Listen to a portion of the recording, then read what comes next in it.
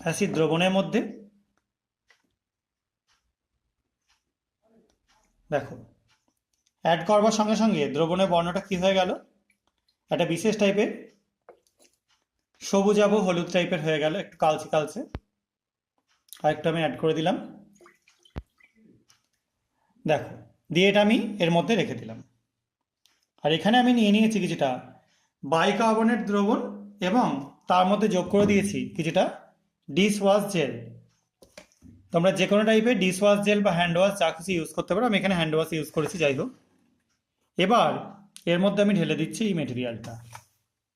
দেখো কি দুর্দান্ত একটা বাবলসের পুরো লেয়ার উঠতে শুরু করলো, একদম ছিটকে লেয়ারটা উঠতে শুরু করলো এবং চারপাশে দারুণ সুন্দর একটা কালারেশন তৈরি হচ্ছে।